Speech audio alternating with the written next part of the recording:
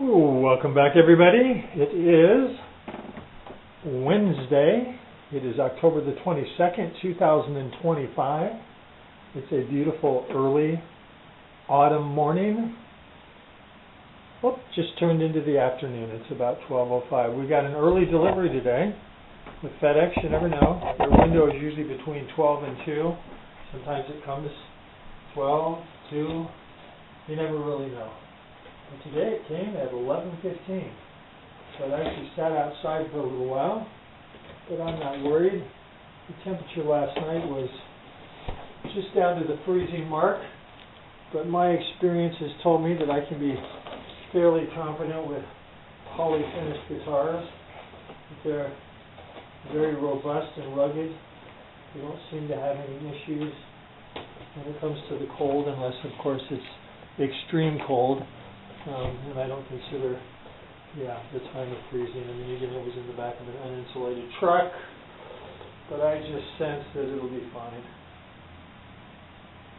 Don't expect any issues whatsoever.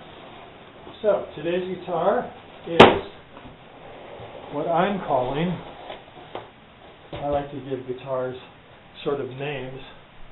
This is another Chibson.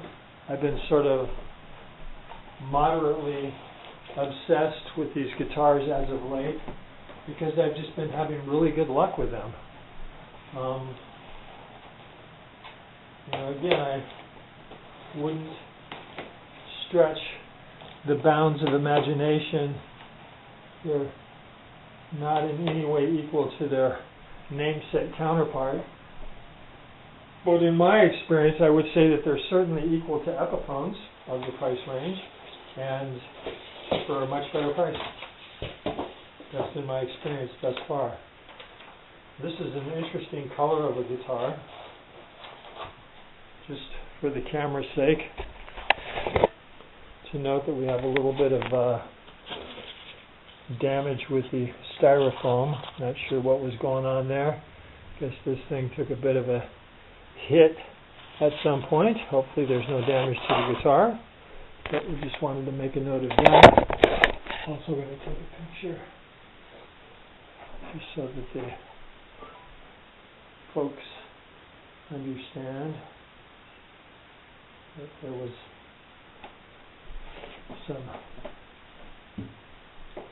some movement that occurred. Pretty confident that it survived its trip, but you never know. It does share the same qualities as its Gibson counterpart, although I do believe that the headstock angle on these is probably more equal to the Epiphone. Again, I don't understand math and angles, but I believe it has been said that Gibsons are at a 17-degree angle and that Epiphones are at like a 15 or a 14. Well, definitely an interesting color. And they said it was a transparent finish, and it does look transparent. Let's go for the obvious first here. Fret ends feel good. They feel ball-rounded. They feel very similar to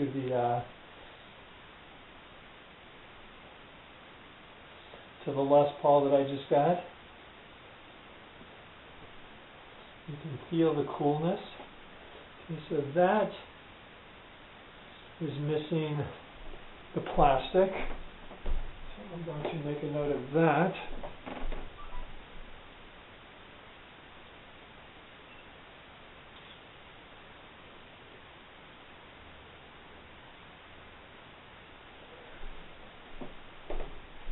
Other than that, as you well know, my initial sense is that everything looks fine.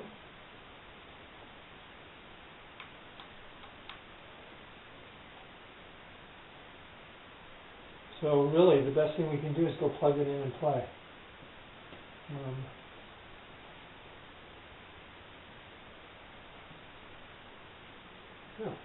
And for the time being, we're certainly going to leave the sticker on the headstock because we don't want to confuse anything.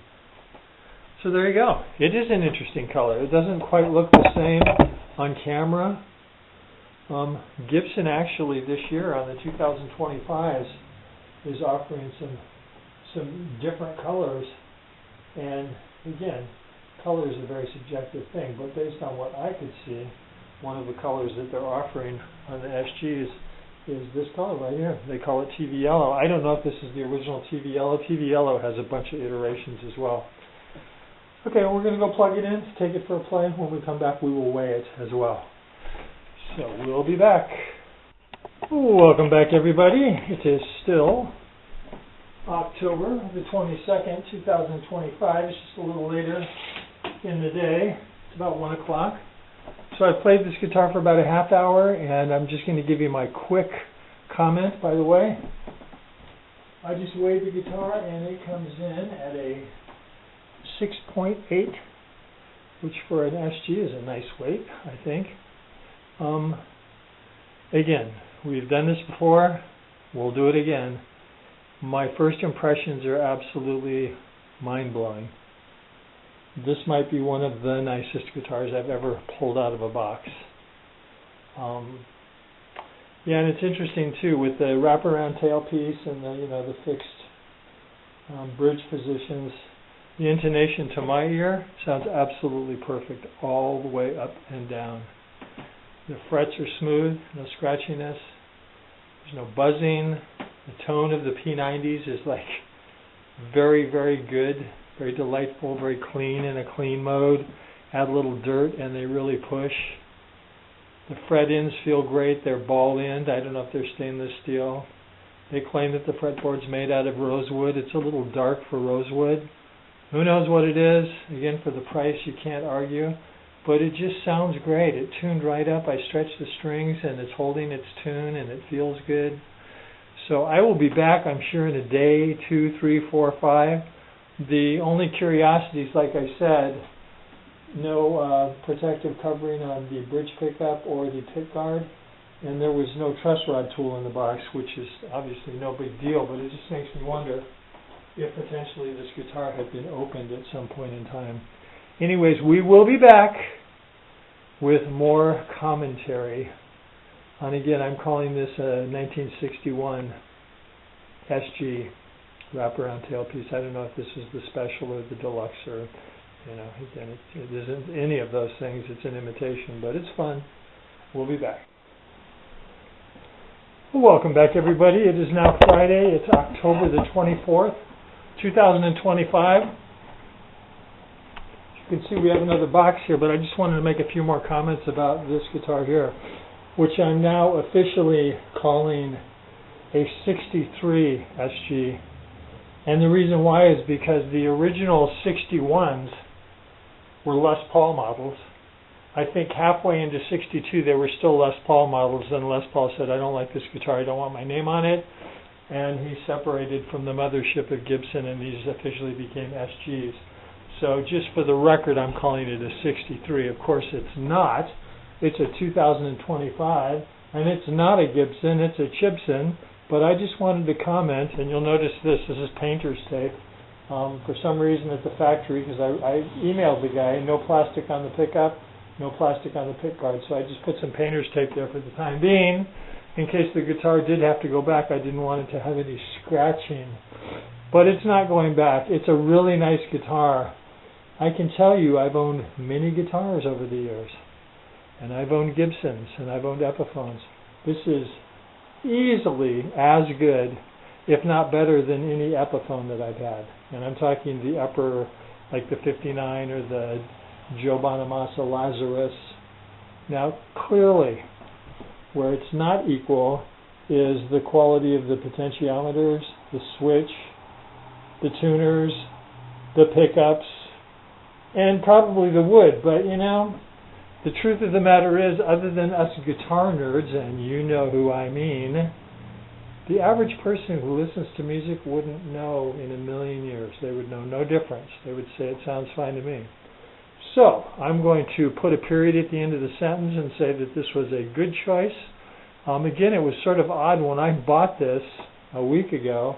They had 9. Up until the day I got it, they had 8 available, and then all of a sudden they were unavailable. So I wrote the guy and said, wow, did you sell 8 in one day? And he didn't answer me, but he said they're no longer available, so I have no idea what that means. Anyways, so we're going to move on to our next guitar, shall we?